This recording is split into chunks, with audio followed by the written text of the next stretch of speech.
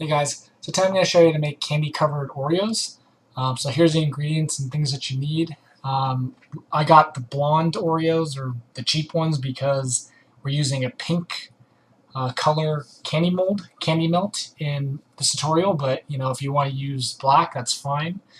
So the first you want to do is go ahead and put some candy melt in a bowl and heat it up for 30 seconds, and then mix it around a little bit and keep doing that until it turns into like a liquid type thing.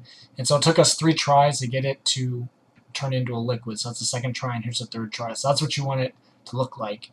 You can also put some of these flakes in there. For that amount, probably like 3, literally like 3 or 4 flakes, and that way it'll help the liquid stay liquid for longer, so you can do this part and take your time on it.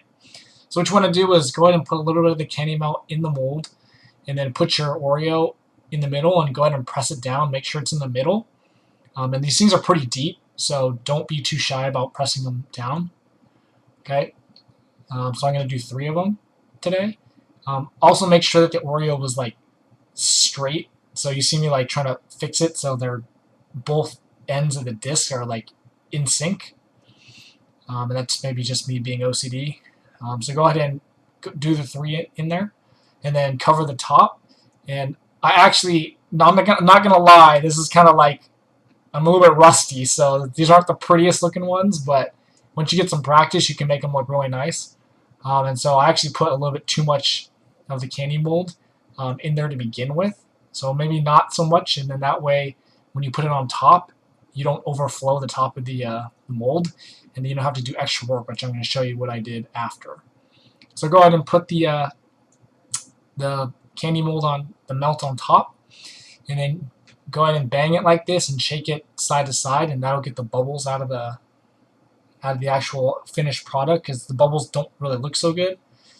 And so what happens is the Oreos kind of will shift up, so push them down and then do a little bit more, and they should be good. Then what you want to do is put it in the refrigerator for about 10 to 12 minutes. That way they set, and they should pop out just like this. If they get stuck, then you need to put it in the refrigerator a little bit longer.